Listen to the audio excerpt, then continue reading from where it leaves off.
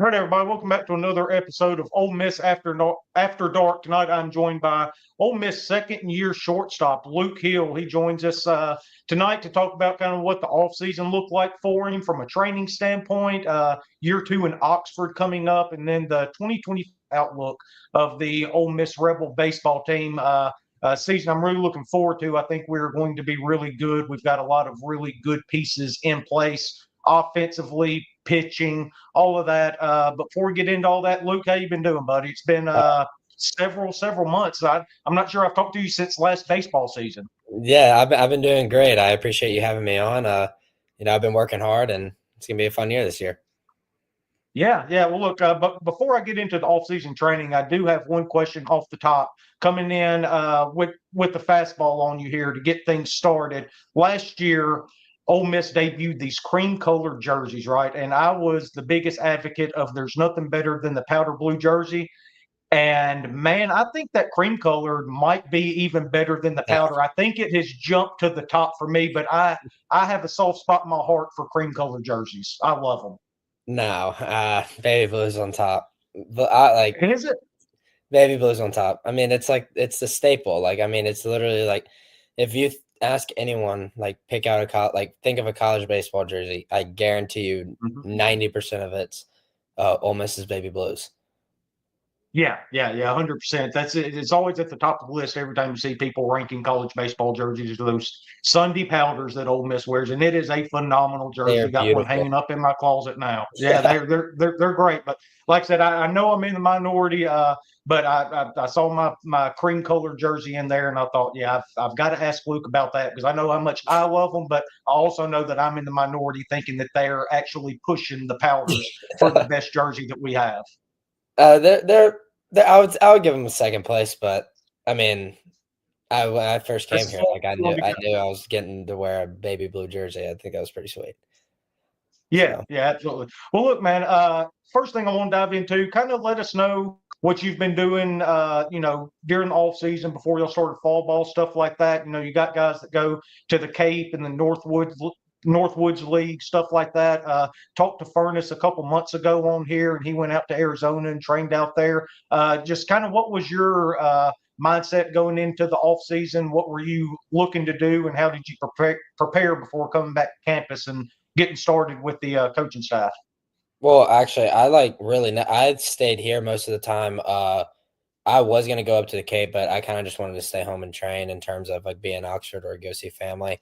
That's what I wanted to Mhm. do. I kind of was already like head down focused on next year. Because that's what's really important to me. Like I want to play baseball for Ole Miss. Like that's what I want to do. So I was up here training all the time. I was hitting with our hitting coach and all of our staff and stuff like that, just doing BP and stuff like that, working on my swing, working on specific things. And then I'd go home and visit. I'd see my hometown hitting coaches and work on things that we always worked on together. But mainly kind of just staying in Oxford just to see like the transfers come in because I mean those are going to be new key pieces to the team. So you need to be kind of around there. I feel like wanting to be like one of the leaders of this team, kind of wanting to be around those new transfers was kind of important to me. Yeah, and that's one thing that I've really seen from this team ever since last season ended, coming into this season so far. The leadership from you, Judd Utermark, Will Furnace, those guys, like y'all seem laser focused of getting this thing turned around, not going through what y'all went through last year, and really putting in work and really wanting to make some noise in the SEC. And now y'all have you've got 1 year of experience in the SEC. Utermark and Furnace have played 2 years in this league. Y'all know how hard it is. Y'all know what you've got to do to be successful in this league. It seems like y'all kind of led the charge of pushing this team to get ready for this season. Right. And I would say like it's not just us three. I mean, it's a huge collection of guys. I think it's kind of something that like having a lot of portal guys coming in, especially with last year as well. Like our seniors did a really good job with me and my other transfers as well, welcoming us to be part of the team. And I knew coming in this year that we are going to have transfers as well. So I wanted to do the same thing that I was treated. So I think it was really big for us to go in there and you could say that we're leaders, but also it's like you can include a lot of the pitchers as well, like they're being vocal leaders. And leading by example and just being there for like the new guys and even like the freshmen. Like we're gonna have some impact freshmen this year, and kind of being there, setting the example. And I mean, like for me, like I'm more of a leader by example. Judd and Furnace might be a little bit more of a vocal leader than I, but I mean, it's kind of just it works it's both ways and it kind of meshes together pretty well.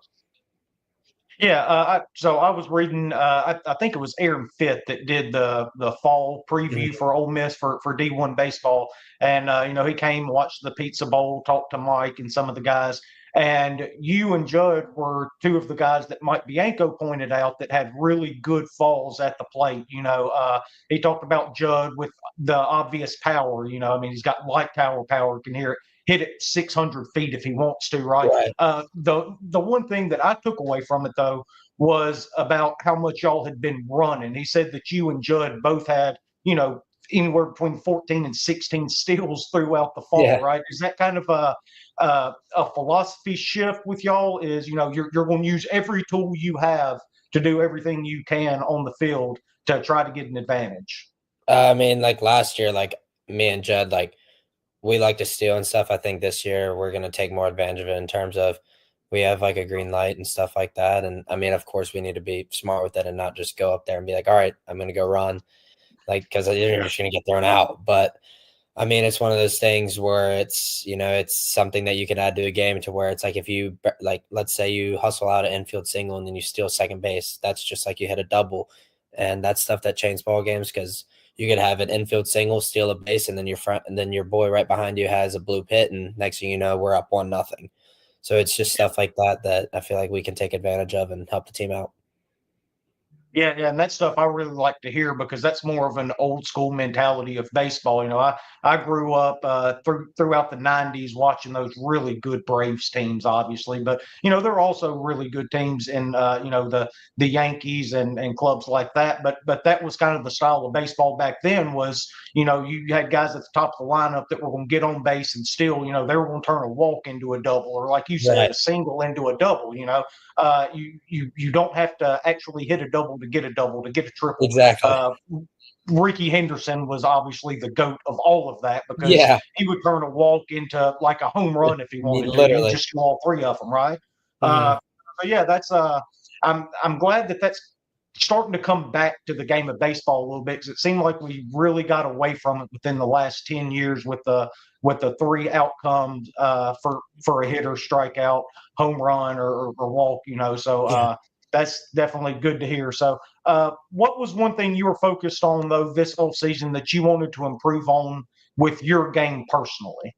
I mean, I just want to steal bags and hit home runs. So I think that's one thing that I really worked on, like kind of hitting the ball for like power and launch, and rather than just hitting it hard on the ground or something like that. Because I mean, yeah, the old school is like good and stuff, and it'll win ball games, but hitting a home run every once in a while will hurt. So kind of got to work on that as well. And if you don't practice doing it, you won't be able to do it in games. So that's kind of what I've been working on. Yeah, and you hit the ball really hard last year. I know there was that stretch where it seemed like you would hit it 102 miles per hour, but it'd be right at somebody, right? I mean, like you went through like 3 weeks of that where you were just bat to the nose of the ball, and it was going to be right at somebody. And then, as baseball does, that kind of evened out at the back half of the SEC schedule and really started going there. Just kind of how is it staying in the moment there, staying with your approach, saying, okay, I'm making good contact. These balls are going to end up falling. And then when you finally see the results of it come through. I mean, it's hard, but I mean, I think that's one thing that comes with maturity, and you kind of grow up and kind of learn how to deal with it. I think it's one thing where it's like, I mean, it's not going to change itself. It's kind of happening right now. So you might as well get out of it and figure it out and just be where your feet are and kind of just go about it. I mean, the more you dwell on it, the more you carry it, the heavier it's going to get and just bear on you. So you got to let it go and just kind of go with the flow of things. I mean, just flush it and move on. And I think that, like I said, it came with maturity, and I feel like I matured a lot throughout the year last year. And coming into this year, I feel like that's why I'm so confident in this, like this team and in myself. It's just feel like we went through a little bit last year, and having that confidence coming into this year, it's going to help a lot. Yeah. My buddy Hitch that sometimes does the show with me. I can't remember who we were playing. It was early in SEC play, and you had like three balls that were hit 95 plus miles per hour, all right at somebody that got caught. And I sent him a message. I said, Luke Hill's going to get going on just a swinging bunt to like the shortstop or something that he's going to reach, and then he's going to take off. And I'll be damned, the very next game you had a swinging bunt to the left side that you ended up reaching, getting to first base from there. You ended up stealing second after that. And then from then on, you hit like 320 something in SEC play. It's just funny how baseball works out that way. But talking about that article with Aaron Fitt, another thing Mike Bianco kept saying over and over and over again was how impressed he was defensively with this group. That was obviously a trouble area for this team, you know, basically all over the field. But he said this year so far, defensively, y'all look like a completely different team. What would you attribute that to? I mean, this year I feel like we've been more hands-on in terms of training and stuff like that with our hitters and stuff like that. So, I mean, our infielders, sorry. So I think a lot of that has just come from drill work and just improving that facet of our game and just repetition. I mean, without repetition, you're not going to improve. So you might as well, we focus on it a lot, and we do that before we hit now. So we've kind of shifted our focus towards that, and defense can lose baseball games if you don't pay attention to it. So. Yeah. The infield, I think, is going to be really interesting with this ball club because there is more talent than there are spots in the infield play, right? You know, between you and Randall, Smithwick, Furness, Udermark, obviously, if he ends up playing third or wherever they're going to put him. Then you got this really impressive freshman, Owen Pano. I think Perfect Game ranked him as the number 8 freshman in the country that ended up making it to campus, right? Everybody – that's what I hear. They say he can really swing it. He's good. Good kid. Yeah. Really good hitter, really good infielder. He's got it. So I hope he just keeps his head on straight, and he will. And I know him well. We're pretty close, and he's going to be amazing for us this year. Yeah. So I just think it's going to be interesting what Mike's going to do with that whole infield there, how he's going to place everybody. But because, you know, you've shown you can play multiple positions. Udermark can obviously play basically anything catcher, it seems like, right? I mean, he just goes all over the place. You know, Furness, first base, DH, whatever you want to do with him. If you put Udermark over there, Randall's played multiple positions. Then you've got Payne there as well. Yeah. You know, it's just guys all over the place that can play everywhere. And then the outfield, I think, is really interesting because, in particular, you bring in Sanford and Humphreys, right? Two guys that have had a lot of success playing college baseball. Mormon, obviously, coming in from Illinois, that has a ton of power. I think he had 19 home runs last year.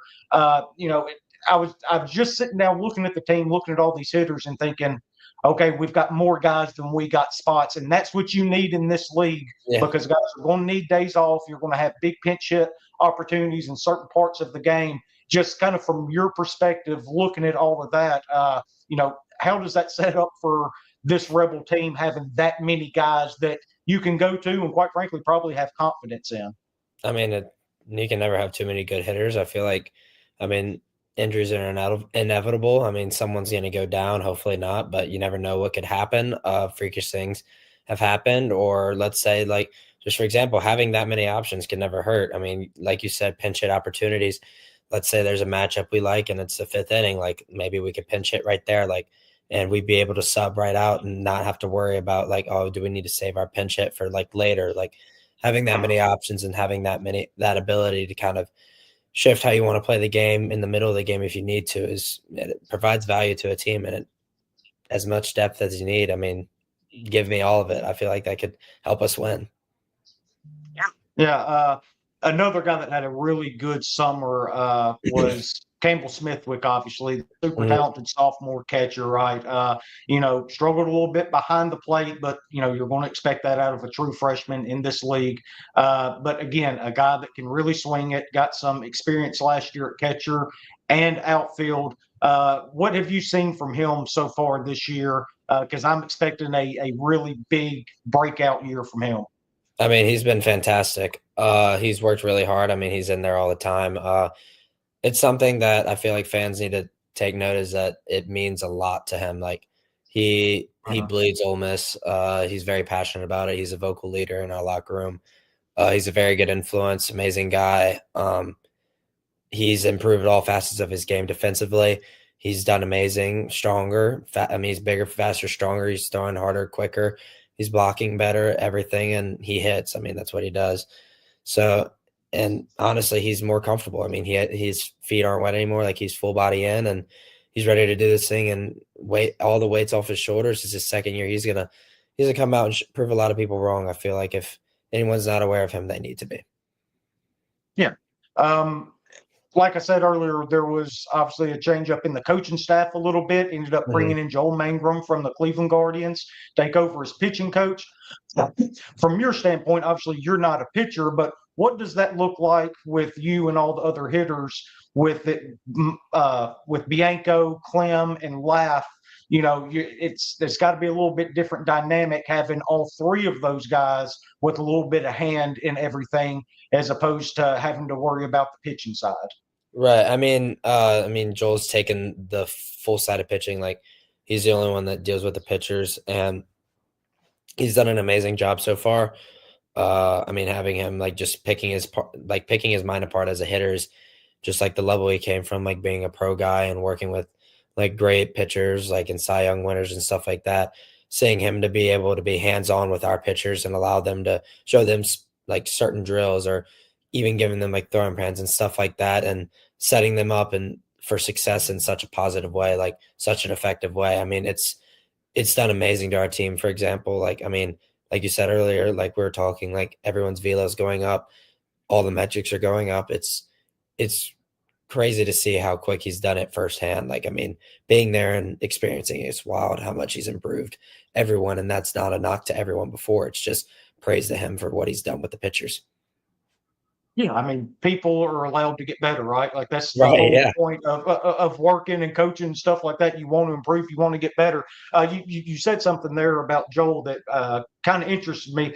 Is there ever a time where like you or other hitters, y'all are able to pick his brain about approaches, about the way you would attack a certain pitcher, stuff like that? Is that something y'all ever talk about? Yeah, we kind of just talk about it. A lot of it's like situational based and kind of feel. And I feel like I just kind of try and pick his brain to see like what he sees in my swing and why he attacks me in a certain way and areas that I Okay. can improve on from like a different like from a different because maybe like your hitting coach might think that you have a weakness one area, but your pitching coach is actually calling the pitches like he thinks you have a weakness here and that's where he's going to attack you, stuff like that. So it's cool to have like two different minds like to pick apart. Okay, yeah, I actually never considered that aspect of it. Of I'm going to take you this way because of this, and you're able to go back and ask the guy, well, why do you see that, and what Right. can I do to fix that, right? Mhm. Especially a mind like Joel, because you look at the success the Guardians have had bringing up young pitchers throughout that organization. Yeah. Got a young rebel right now that's right on the cusp of making it to Cleveland, and Doug Mhm. McKazy, who pretty damn good whenever he was in Oxford. Yeah. So Pretty good. yeah, that's got to be a hell of a thing to have Joel there to be able to help you throughout all of that as well. So, kind of talked about the pitchers. I keep hearing velos up. You know, you kind of mentioned it earlier. Talked to Furnace a couple of weeks ago, like I mentioned. He mentioned that as well. Is that kind of the biggest thing you've seen so far from all of the pitchers? Is the velo jump so far? I mean that I would say it's the biggest thing just because like I mean that's like the what everyone including the casual eye looks like. I mean, did a pitcher get better? Oh well, he throws harder, so yeah, he got better. Like so, I mean, it's kind of one of those things that you're gonna look at automatically, but in just in terms of like the feel and like stepping in the box and like the presence that they have, the way that they pitch, the way they go about it, and whether they approach everything, it's a lot different. And as a hitter, it makes you better. Like we're facing like just kind of it's like a different feel and it's going to help us going into the season and it's going to improve help us a lot like from our pitching staff. Yeah. So I'm going to give you my thought on the pitching staff, how I think best case scenario for it to shake out. And you tell me how off base I am, if I am at all, right? So All you've right. got obviously Hunter Elliott and Riley Maddox, right? Two guys that have been in this league. They've done it at the highest level. Maddox was incredible for us last year, an absolute innings eater for us, really saved that bullpen. And then everybody's wondering about that Sunday role. Well, you look, Mason Nichols was a stud for us last year on Sunday. My thought process is if you can have somebody step up like a Hudson Calhoun that had one hell of a summer this past year leading into the fall, and you're able to put Nichols on the back end of that bullpen again with Connor Spencer, who is probably the best closer in the SEC. I would take him over anybody with a one-run lead. If I had one guy to bring in, give me Connor, man, because that fastball and that slider, good luck in the batter's box against him, right? No, man, I imagine it's not. But then you've got guys like Braden Jones, Sam Takuian, Ryan Rodriguez coming back. You've got all of these arms. It's one hell of a collection of talent we have on the mound there. Just talk about for a second the depth of this pitching staff, and it doesn't seem like there's really any breaks in it. Cole Ketchum coming back, obviously, after being out last year. I mean, we've got guys from one end to the other on that mound. I mean, it's impressive, and like we got a lot of transfers in as well. Like we're gonna have some impact transfer pitchers as well, and we're gonna have a couple of freshmen that are gonna be pretty darn good too. And it's really impressive to see that. I mean, I feel like if you want, you could do anything you want on the weekend or midweeks and stuff like that, and it'll succeed. And I feel like I have confidence in every single one of the guys to go out there on like a Friday night and do their thing. So it's good to have like anyone to be able to get thrown into any situation and have full confidence in them. So, I mean, I credit that to Joel. Like he's done amazing, and it's almost like he has like a little bit given them a little bit of a mental edge too. Like just like they have all the confidence in the world, and that's what they need as pitchers. Yeah. So one guy everybody's always asking about, obviously, because we haven't seen him pitch much over the last couple of years. Just kind of tell me from your perspective, what have you seen out of Hunter Elliott so far? Because we're gonna need him to lock down that rotation. That's supposed to be our ace. He's the guy that went and won the national championship for us. And I know Maddox was on that team. Mason Nichols played a hell of a role out of the bullpen there in Omaha for us as well. So that's a pretty good trio with a lot of big game experience coming in to lead this pitching staff for us. Well, all three that you mentioned have been fantastic, and they're going to be fantastic. And like you asked about Hunter, he's everything that I've heard him to be, everything that I've expected and more. I mean, when he was pitching back then, he wasn't up to the velo that he's up to now. So, I mean, he's a pretty darn good pitcher, I would say. It's not a very comfortable at bat, especially me liking to face left-handed pitchers. It's not really comfortable. So I would say he's done a pretty darn good job in this recovery process, and I hope and I look for him to have a really big year for us. Yeah. I'm excited to see him get back on the mound, obviously. Before we get out of here, just kind of what's your outlook, expectations, 2025? The season is about a month and a half away, something like that, a little over a month away, starting out in Arlington against Arizona. Going to play three really, really good teams there in a major league ballpark. I know y'all are looking forward to that, but just kind of what are you looking to get out of 2025? What are your expectations individually and from a team standpoint? I mean, individually, of course, I want to, shine and do the best that I can and achieve everything that I can accomplish. And like I said, just individual stuff like personal stuff that I've been working on that I want to improve on, like hitting more homers and stuff like that. So, of course, there's individual goals involved, but in terms of team stuff, I want to make a run at this thing. The thing. Like once you make it to the regional, you never know. And this fan base has been so, it's been so not influential. It's been so impactful, I would say, for us in terms of like, it gives us like this mental edge, like a delusion to the fact that like, all right, well, once we're in this thing, we're supposed to win, like, and not in like a cruising way, like we're going to win this thing. Like like it's going to play out, like whatever happens, like it's going to come out our way. Like we're going to go with full confidence and we're going to win this whole thing. Like, oops, we did it again. So I think going in with that mindset and kind of taking it that way is going to be really fun. Yeah, I'm the same way. I expect postseason baseball, and like I said, you get in there, anything can happen. Obviously, we saw that 2 years ago from that 2022 Rebel team. But from my standpoint, this collection of group of guys, I think y'all are really set up to have a really, really big year. And if you have just a not a huge year in the SEC. If you're going 500 in the SEC, you're one of the You're top in. 10 teams in the country, right? Yeah. I mean, this league it was It's really tough. good when we won it all 2 years ago, and it seems to be about 3 times better than it was Yeah. back then. It's incredible how much better it's gotten year over year over year, and you're seeing it across all sports too. You're seeing it in basketball right now. The Basketball is SEC is an unbelievable. absolute bear. Yeah, it is, right? Shout out to Chris Beard and the crew for getting Yeah. the second Getting it win done in last Arkansas. night, by the way. Yeah.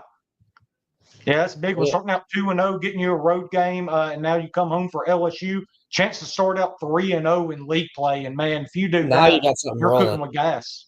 You got something rolling down Yeah. in Oxford if you're 3-0 in SEC play.